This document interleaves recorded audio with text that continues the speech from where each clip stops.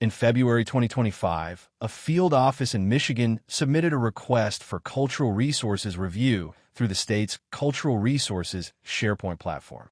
The request involved proposed conservation practices under the Environmental Quality Incentive Program, EQIP, including the construction of a waste storage facility with attached heavy use area protection, HUAP, pads, and underground outlets to manage runoff.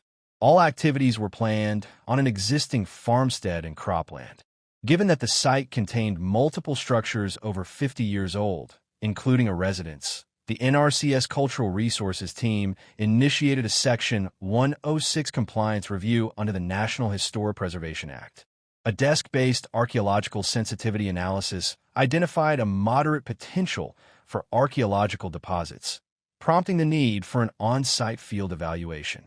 In May 2025, Cultural Resources staff conducted a field inspection of the area of potential effects, AP. The team determined that most of the proposed construction activities would take place on previously disturbed soils, unlikely to contain intact historic resources. However, a segment of one proposed underground outlet, approximately 150 to 200 feet, traversed undisturbed soils with a slightly higher potential for archaeological significance. To assess this area, a two-phase geophysical survey was conducted. The first phase involved magnetic susceptibility testing using a GF Instruments 500 Malawian Quachas device, which measured variations in soil magnetism caused by past human activity.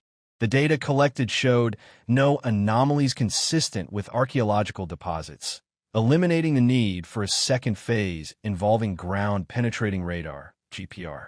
Based on the findings, the Cultural Resources team concluded that the proposed conservation practices would have no adverse effects on historic properties.